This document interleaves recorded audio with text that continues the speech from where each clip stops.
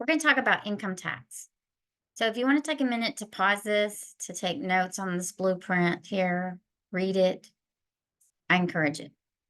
Now let's get started. My first example I'm going to do is we're going to calculate gross income, adjusted gross income, and taxable income. So the gross income is everything that she has earned, whether it's through earned income wages to interest on a savings account. So let's add that up. So gross income, if you read this application problem, what we notice is Karen has earned wages of $38,200 and received $750 in interest on the savings account. This next part says contributed $1,200 to tax deferred retirement, has a personal exemption of $3,900 and a deduction of $6,100. Okay, so the only gross income part is this earned wages and the money received on interest on her savings account. So I'm going to take this $38,200. I'm going to add on the $750. So Karen's gross income is $38,950. Now let's talk about her adjusted gross income. Her adjusted gross income is going to be her gross income minus her deferred tax here. So let's subtract that. All right, so her now adjusted gross income is $37,750. Now let's talk about our taxable income. Our taxable income is going to be the adjusted gross income minus her exemption and her standard deduction. Sometimes it's going to be an itemized deduction. So we're going to subtract these from the 37,750. And we get $27,750 that is taxable income. Okay. Oh, and I wrote a 3 down. If you caught that before I caught it, kudos. Be careful when you do your answers. It's easy to make that mistake.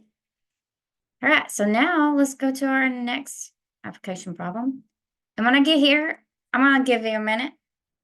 Write this down, take notes, read it, whatever you got to do. Now let's move to the next section. And let's solve. So we want to see what tax owed for Megan, and we're going to solve it.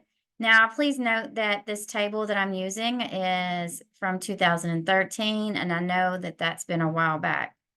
So in my assignments, I always update it to the tax table that you're using for that year. So we're always a year behind. So if you're in the year, if we're right now currently in the year 24, we're doing taxes on 23, if that makes sense. So the tax table we'd use is for 23. However, this example is from 2013, so let's just use it. All right. Megan is single, so we're going to look at this column here, right? And has no dependents and has adjusted gross income of $90,000. So what we're going to do is we're going to have to figure out Megan's gross income or adjusted gross income, right? So the adjusted gross income is meaning we're going to subtract the standard deduction and the itemized deduction, or excuse me, not itemized, exemption. So I want to talk to you a little bit about exemption for here in just a second. But when I said itemize, if you itemize stuff, and we can get in detail on that later.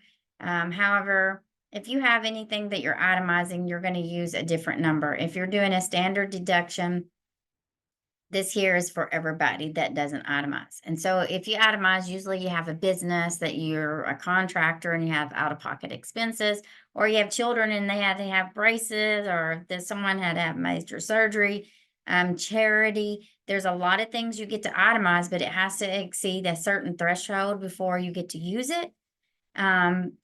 if you don't hit that threshold, then you're going to just stick with the standard deduction.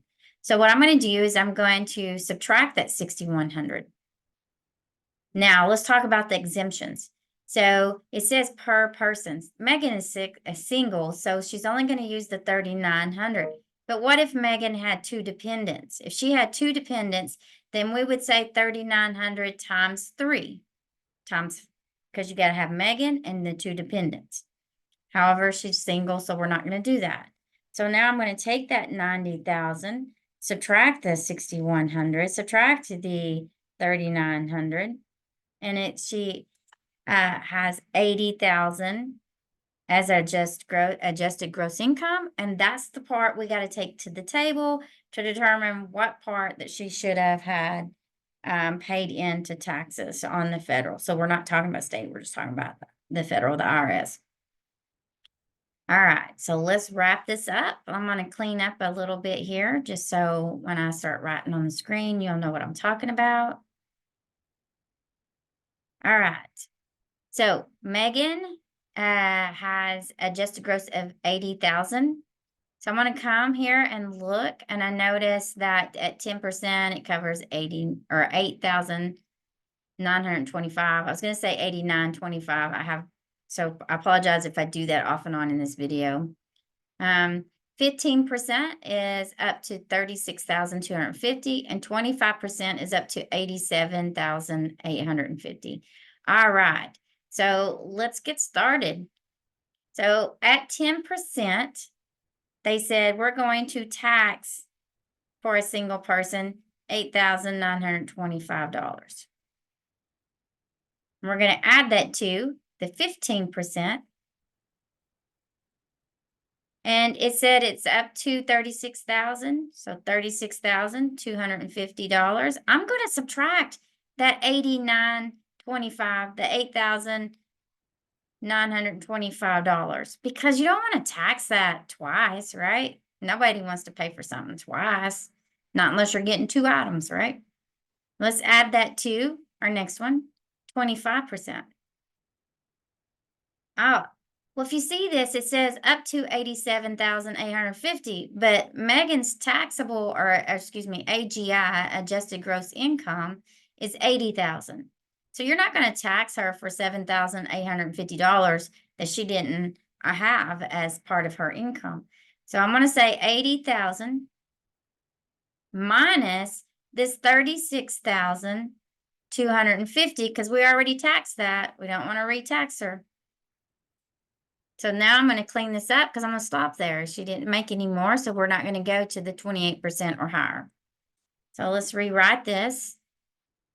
I'm going to convert the 10% to decimal.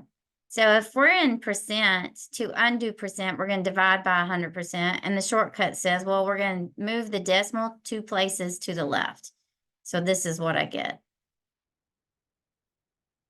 This next one, I'm going to do 2 steps in one. I'm going to convert the 15% to decimal. And I'm going to subtract that 36,250 minus the $8,925. And it says it $27,325 is going to be at 15%, taxed at 15%. The 25% is 0.25. And I'm going to say 80,000 minus that 36,250.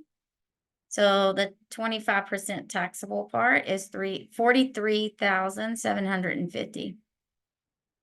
So now let's multiply the 0.1 times 8,925. And that's going to be 892.5 plus 15 or 0.15 times the 27,325, which is 4,098.75 plus 0.25 times 43750, which is $10,937.50. Let's add all these together.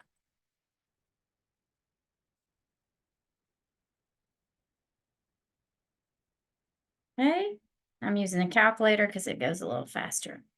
$15,928.75.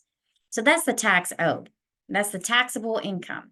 So that means on her W-2, she'll look to see how much she paid towards federal, and if she didn't pay that much, they subtract it, determine she owes. If she paid over that, then they subtract it and find out that she gets a refund.